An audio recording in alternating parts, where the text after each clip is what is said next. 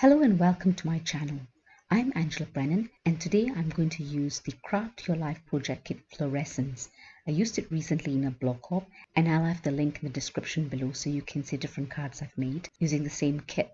Today though, I'm doing my penultimate Altenew Educator Certification Program Level 2 online class. It's quite exciting. This class is called the Creative Watercolor Media. You know how apprehensive I can be about watercoloring. So this class is about using not watercolors to watercolor. You can use re-inkers or you could use inks.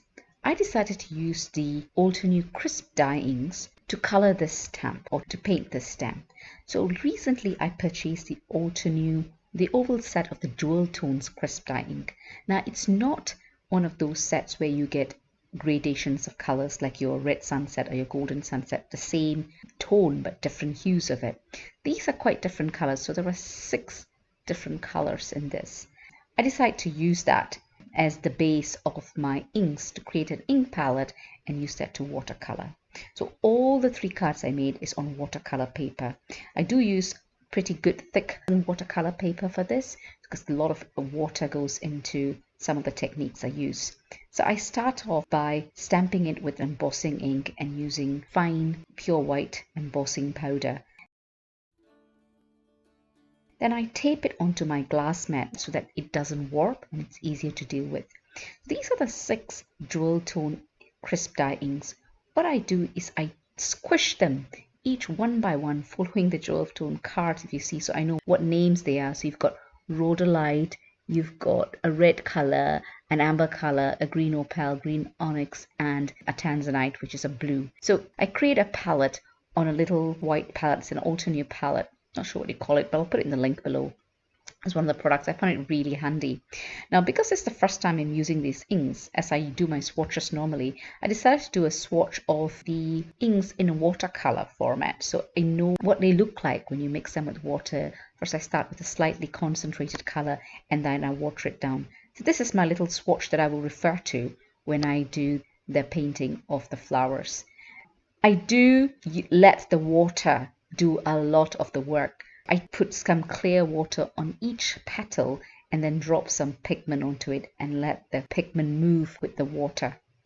I use that for all of the petals on this picture here. Now I start initially by putting the pigment first and then I try to water it down, but then after I quickly start putting the water down first. I like watercoloring when I've done heat embossing of the image because it creates a little bit of a well and it's harder for the paint or the pigment to go out of the area I want it to be. So I find it easier and I think it makes my painting look better. Watercoloring this technique can be quite time consuming. I do take quite a while to finish this, so I'm going to speed up a lot of it and probably skip a lot of it once you get the concept of what I'm trying to do, because it did take me quite a while to do it. But after doing all this work, I did the background and I make a complete mess of the background. It's quite heartbreaking for me. And then after a little bit of pondering, I save it. You'll see how I save it. I'm sure we've all made cards, put in a lot of work, and then at some point we mess it up and think, what have I done? So I rescue it. Keep watching the video and you'll see how I rescue it. I hope you enjoyed the video. If you do, please give it a thumbs up and consider subscribing. When you do subscribe, please remember to press the notification bell so you're alerted when a new video is uploaded. I'm going to leave you with some music. Sit back and enjoy the video and I'll catch you later.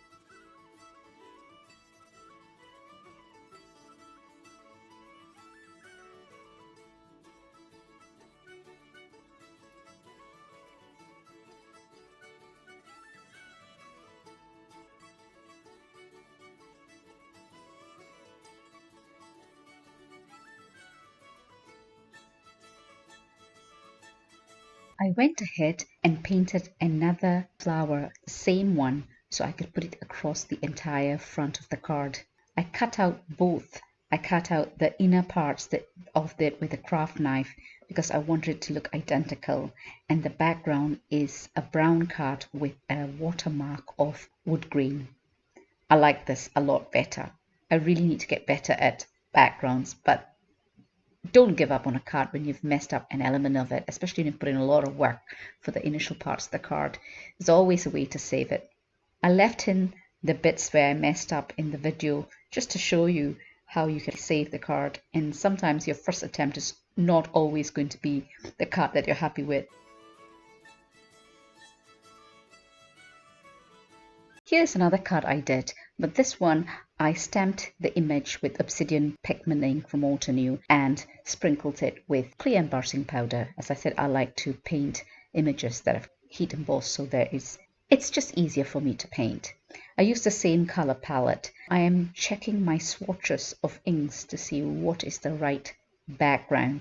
Don't want to mess up this background, but I think cutting the image out and then finding a background for it is probably the safer way for me to do it at this point. But if you do see another watercolor image that I made, the paint a flower magnolia stamp that recently was released, I will put the link to that in the description below. I did do a couple of watercolor backgrounds and it turned out quite beautifully. So depends really on the color palettes. I really think through my color palettes for my background a little bit better. Do check out that video. I'm quite pleased of how the watercoloring of those flowers turned out. Do check it out if you've got a moment.